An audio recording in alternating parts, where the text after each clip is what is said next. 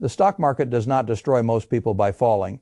It destroys them by sounding an alarm they were never trained to hear. I have watched ordinary people lose more money from the noise of danger than from danger itself. They hear the siren, they confuse motion with risk, and they run out of the building just as the best assets in the room are being marked down. Then they stand outside, trembling, waiting for the perfect moment to go back in. And by the time they feel safe again, the bargains are gone and the rich are already warmer, fatter, and farther ahead. That is the game. Not earnings first, not economics first, not even valuation first. First comes the alarm. If you want to understand why so many people stay poor in the stock market while pretending to be cautious, start there. Start with the sound. Start with the red light. Start with the moment your stomach begins negotiating against your future. I have seen that alarm before. I saw it in 2022 when the market fell hard, when fear dressed itself up as wisdom, when people talked as if the entire machine of ownership had been permanently broken. Prices dropped, energy spiked, geopolitics scared everybody, technology looked bloated, inflation burned hot, the Federal Reserve moved in a way people hated. The headlines made ordinary investors feel sophisticated for being frightened. Then the market turned, and the same people who had congratulated themselves for getting out spent the next several years chasing the recovery they had abandoned. That pattern is not rare. It is the pattern the crowd does not usually lose money because it buys absolute garbage. The crowd loses money because it buys reasonable things at emotional highs and sells good things during alarms. It treats ownership like a hotel reservation. It checks in when the weather is sunny. It checks out the minute thunder starts talking. And now I look around again and I hear the same siren building. You call it a different year. You can call it a different conflict. You can put a different acronym on the bubble. You can swap one policy worry for another. That does not change the mechanism. The market does not need the exact same facts to produce the exact same human mistake. It only needs stress, uncertainty, falling prices, and a large number of people with no mental protocol for what falling prices are for. That is where most investors fail. They think a falling market is mainly a test of intelligence. It is not. It is a test of alarm response. If your financial behavior is controlled by the same emotional circuitry that makes you break hard, flinch, grab, or run, you are not an investor. You are an evacuee with a brokerage account. That sounds harsh. Good, it should. People do not need softer language in markets like this. They need clearer language. They need to be told that one of the most expensive mistakes in modern life is confusing a fire alarm with a burned down building. Sometimes the building is in real trouble. I am not naive. Businesses fail, leverage kills, bad management deserves punishment. Entire sectors can spend years digesting stupid valuations, but that is not the same thing as saying every alarm means. You should abandon ownership, stop buying, and sit in cash until a television anchor gives you permission to come back inside. That behavior is not prudence. It is submission. Look at how the alarm gets built. First, you get a geopolitical shock.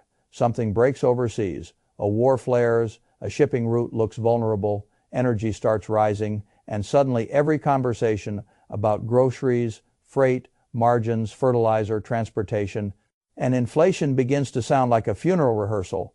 Oil is not just gas in your car. It is motion inside the whole system. Ships burn it, trucks burn it, planes burn it, factories absorb it. When energy gets mean, everything that moves starts whispering the word expensive. Then the second part arrives. A crowd that had already been nervous about concentration and technology decides to rename its fear so it sounds new. One cycle it is a tech bubble. Another cycle it is an AI bubble. The labels change. The reflex does not. The public sees a group of giant winners stumble, and instead of asking whether price has separated from business value, it starts talking as if the whole future has been canceled. Then the third part hits. The Federal Reserve disappoints somebody. Maybe people were hoping for cuts. Maybe they expected faster relief.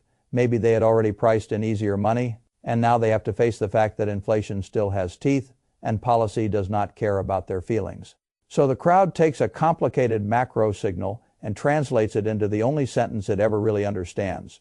Get smaller, get safer, get out. Then supply chains begin tightening for reasons most people cannot see, until prices ambush them. Tariffs distort sourcing. Manufacturing has to be relocated. Logistics get uglier. Fertilizer becomes more expensive. Food production starts carrying pressure that people do not notice until a few months later when it shows up in places they cannot ignore. By then, fear has already been given a story. Once fear has a story, it rents space in the human mind for far longer than the actual evidence deserves.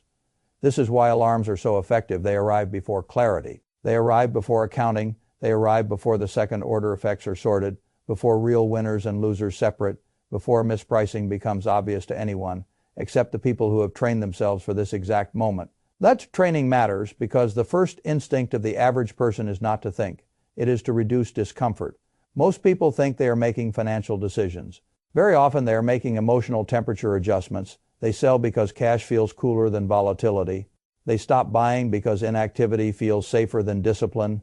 They wait for certainty because certainty feels cleaner than ambiguity. But wealth does not go to the person who feels cleanest during an alarm. Wealth goes to the person who can distinguish between a siren and a structural collapse. That distinction is the whole game. In 2022, a lot of people told themselves a comforting lie.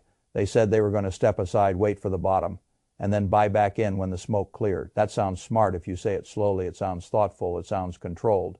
It sounds like the kind of thing a disciplined person would do. It is usually nonsense. Why? Because the bottom never rings a bell for frightened people. The bottom is only visible in hindsight when prices are lowest. Confidence is usually absent.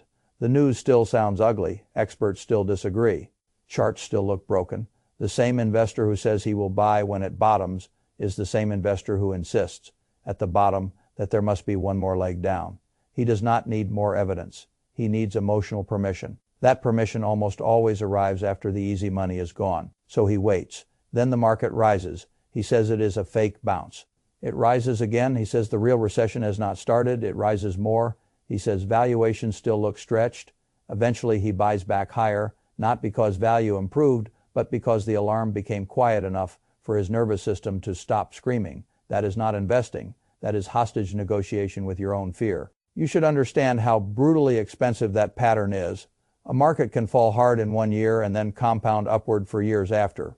If you miss the early recovery because you demanded emotional certainty, you do not just miss a little rebound, you damage the compounding engine, you remove yourself from the section of the cycle that does the heaviest lifting. Small differences in behavior during a panic create giant differences in wealth a decade later. That is why bear markets matter so much. Not because they feel good, not because they are easy, because they are rare windows when emotional weakness transfers future returns from the frightened many to the prepared few. That is the part the average person cannot stand hearing. They want investing to reward research in calm times, not nerve in ugly times. But markets are part mathematics and part human theater. The mathematics set the stage. Human weakness sells the tickets. If you are a new investor, this is where you can make one of the smartest decisions of your life. You can stop imagining that your job is to forecast every alarm correctly. That is not your job. Your job is to build a response system that does not require genius when prices fall. I am a very rich man. And one reason is that I do not need to be emotionally inventive in a panic. I do not sit there trying to become a new person in the middle of a market alarm. I decide important rules before the siren starts. That is what most people refuse to do. They want a beautiful portfolio with an ugly process. They want long-term results with short-term improvisation. They want discipline to appear out of adrenaline. That is like expecting a pilot to write his landing manual while the warning lights are already flashing in the cockpit. The time to decide what you will own, why you will own it, how much risk you can tolerate, how often you will buy, and what cash buffer you need is before the alarm, not during it. Especially not during it. A new investor does not need more prediction. A new investor needs fewer emotional choices, broad ownership, automatic contributions, a rational asset mix, and a schedule that keeps buying when the crowd goes stupid will beat most nervous activity disguised as sophistication. The biggest edge available to ordinary people is not secret information. It is the willingness to keep executing a sound plan while other people are trying to protect themselves from temporary price tags. That edge becomes even more important if you are near retirement or already in it. People in that stage of life hear alarms differently because they are not only worried about value, they are worried about sequence. They are worried about having to sell into weakness. They are worried that a market correction means the whole plan was fragile from the beginning. Those fears are not imaginary, but the solution is still not panic. The solution is structure. If you are going to own equities late in life, you should not be living so close to the market that every alarm becomes a threat to the groceries. That is not investing. that is financial hostage. You need liquidity set aside, you need spending reserves, you need a time horizon attached to each bucket of money so that a market drawdown does not force you to convert a temporary markdown into a permanent wound. A retiree who has no buffer is not conservative. A retiree with no buffer is exposed. There's a big difference. Conservative means you built your plan so the alarm cannot control your behavior. Exposed means one bad year can push you into decisions that mortgage the next 10. That is why I tell people that market declines are not only valuation events, they are design audits. They reveal whether your system was built for reality or for pleasant weather. A pleasant weather system always looks intelligent. Everything works in a bull market. That is not an achievement. Optimism is cheap when prices rise every month. The real question is, what happens when the alarm goes off and the crowd starts narrating doom with a straight face? Do you have a written rule? Do you know what you own? Do you know why you own it? Do you know what cash is for? Do you know how much volatility belongs in your plan and how much belongs in your imagination? Do you know the difference between a price decline and a broken thesis? Most people do not. That is why they keep donating bear market returns to calmer hands. Now let me say something that will irritate many people. The market being down is not automatically a tragedy for a buyer. It is only a tragedy for a seller, a speculator, or a person with no plan. If you are still accumulating, lower prices are not your enemy. Lower prices are your future returns arriving in unattractive packaging. People say they want bargains, then the market gives them bargains and wraps them in red screens, war headlines, Fed disappointment, supply chain anxiety, and social fear. Suddenly they do not want bargains anymore. They want comfort. Comfort is expensive. Ownership during alarms is cheap. Choose carefully. The economic math behind this is simple, and simple math humiliates a lot of complicated people. Most of the time, the market is not in deep distress. Most of the time, it is either fine, recovering, or expensive enough that future returns are less generous. The periods when the crowd is deeply uncomfortable are not the majority of market history. That means the windows when you can buy broad claims on productive businesses at depressed prices are limited. If you waste those windows because your emotions insist on certainty, you are not just making a small timing error, you are failing one of the few moments when behavior matters more than brilliance. That failure compounds too. A person who buys through fear accumulates more shares. More shares become more dividends, more recoveries, more participation, more future optionality. A person who flees through fear accumulates stories, stories about why this time was different, stories about why caution was wise, stories about how they almost bought back in. Stories do not compound. Shares do. This is why the whole conversation about market alarms is so often corrupted by performance theater. Financial media needs movement. Political commentary needs villains. Social media needs drama. Your nervous system needs certainty. None of those institutions are paid to make you a better long-term owner. Most of them make money by keeping you in a permanently stimulated state, reacting to each new siren as if civilization itself is now a day-to-day referendum. That is poison. If you are going to build wealth, you need a lower cortisol relationship with alarms. You need fewer headlines and more rules. You need fewer predictions and more repetition. You need to stop treating every macro scare like a command and start treating many of them like a pricing event. That does not mean ignoring reality. It means ranking reality correctly. A serious investor asks a different set of questions during an alarm. Are productive assets being repriced? Because earnings power is permanently broken. Or because the public is temporarily nauseous? Has my time horizon changed or only my mood? Has the business reality collapsed or has the market's discount rate changed? Am I trying to protect my capital or am I trying to protect my emotions? Those questions separate owners from evacuees. And do not miss the political and logistical layer in a cycle like this.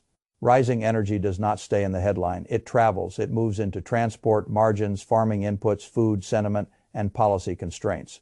Tariffs do not stay in the press release. They move into supplier reshuffling, higher input costs, lower visibility, and slower decision, making a Fed that refuses to validate the market. Hope for easy money does not just affect traders. It changes the emotional temperature of the whole system. Suddenly everybody wants to sound prudent. Everybody starts justifying delay. Everybody begins worshiping cash, not because it is productive, but because it is quiet. Quiet is seductive in a panic. It is also often a thief, because while frightened people are rewarding themselves for becoming still, ownership is being redistributed. The patient buyer keeps collecting future claims at lower prices. The automatic plan keeps converting paychecks into discounted assets. The person with reserves and rules keeps acting while the improviser keeps waiting for a level of emotional clarity that markets almost never offer in real time. That is how wealth shifts, not with trumpets. With protocol, I want you to understand the psychological injury that a badly handled alarm can leave behind. It is not just that you may sell low and buy high, it is that you train yourself to distrust the very conditions that create wealth. Once you have fled one bear market and then watched it recover without you, something ugly can happen. You begin chasing, you become hypersensitive, you start believing that markets are mainly traps, you consume more commentary. You tinker, you substitute activity for conviction in trying to avoid pain. You make yourself structurally incapable of receiving compounding. That is a terrible trade, especially because compounding is already slow enough in the beginning. You do not need to add emotional sabotage to mathematical patience. The first stage of wealth always feels underwhelming. That is another place people get tricked by the alarm. They think, why should I keep buying if the market may fall more? The answer is because your advantage is not one entry point. Your advantage is repeated exposure to productive assets over time, with the heaviest buying often occurring when prices are under pressure. If you stop the process every time fear gets loud, you are constantly interrupting the very machine you are hoping will someday carry part of your life. This is why I admire disciplined automation so much more than dramatic cleverness. Cleverness wants applause, automation wants results. Clever people often want to prove they can outguess the cycle. Wealthy people often prefer to outlast it. There is a lesson here that reaches beyond markets in life. Most people do not fail because they encounter alarms. They fail because alarms make them abandon the system that would have rescued them. The employee jumps out of long-term investing because headlines feel urgent. The family cancels the savings plan because groceries got more expensive. The retiree sells growth assets after the decline instead of designing a reserve before the decline. The new investor decides to wait this out and accidentally teaches himself that discomfort always deserves retreat. That is how one bad year becomes a bad decade. You cannot afford that. Not if you care about freedom. Freedom does not come from never hearing alarms. Freedom comes from being less obedient to them than the average person. That is one of the deepest economic advantages in the world. The public thinks wealth is mostly about income. Income matters, but behavior during alarms matters more than most people want to admit. There are high earners who spend, panic, pause, and restart their way into mediocrity. There are ordinary earners who buy broad productive assets through ugly periods and slowly become owners of a life with more room, more dignity, and more refusal power. Refusal power is what money is really for. It is not for impressing strangers. It is not for emotional cosmetics. It is for the ability to say no to desperation, no to bad work, no to manipulative systems, no to panic selling, no to the constant pressure to behave like a frightened consumer instead of an owner. And refusal power is often built in periods that feel terrible while you are living through them. That is the insult and the gift. The market does not usually hand out life, changing returns while everybody feels intelligent and relaxed. It hands them out while the public is distracted by sirens. So what should you do when the alarm sounds? First, stop asking whether you feel safe. That question is almost useless. Safety is not a mood. Ask whether the productive capacity of what you own has been permanently impaired or merely repriced. Second, make sure the part of your life that needs stability is actually insulated. Emergency reserves are not laziness. Spending buffers are not cowardice. They are what keep a temporary alarm from infecting all your decision. Third, keep your buying rules embarrassingly simple. Simplicity is strength under pressure. Complexity is fragility. Wearing a tie. Fourth, reduce your exposure to people whose business model depends on your emotional arousal. If a person makes money every time you feel urgent, that person is not your financial ally. Fifth, rehearse the truth until it stops sounding dramatic. Bear markets are not mainly interruptions to wealth. They are part of the price you pay to obtain it. If you want the long-term reward of ownership, you must become the kind of person who can keep owning when ownership is temporarily unpopular. That is the test, not your IQ, not your follower count, not your ability to repeat macro narratives with a serious face, your ability to remain rational when the alarm is loud. I have spent my life allocating capital, and I can tell you something with absolute confidence. The market will keep producing alarms, different wars, different slogans, Different bubbles, different central bank disappointments, different reasons why this time is uniquely terrifying. Human beings are extremely creative in the way they decorate old fear. Do not be hypnotized by the decoration. Look at the mechanism: falling prices plus public fear plus forced patience equals opportunity for trained owners. That sentence has made more people wealthy than prediction ever will. The cruel thing is that many people will hear it, nod, and still fail the next time the siren starts, because they do not really want a system. They want reassurance. A system asks something harder from you. It asks you to accept discomfort without demanding immediate emotional relief. It asks you to act from design instead of impulse. It asks you to believe that productive assets can be temporarily mispriced by frightened crowds without believing that every alarm is a lie. It asks you to become less theatrical than the world around you. Most people cannot do it. That is why the rewards are large. Here is the final test. When the next wave of headlines arrives, when prices look uglier than your instincts can tolerate, when experts line up to explain why staying out is the adult choice, when people around you confuse inactivity with wisdom, what will you do? Will you obey the alarm like a tenant, or will you use it like an owner? Will you spend the next decade telling stories about how cautious you were, or will you spend it collecting the returns that frightened people handed away? Will you need the building to feel calm before you re-enter, or will you decide in advance what qualifies as real fire and what qualifies as discounted smoke? That is the door in front of you. Most people will hear the siren and run. A few will hear the siren, check the structure, follow the protocol, and keep buying. The future usually belongs to the second group. Decide which one you are before the alarm gets loud enough to make the choice for you.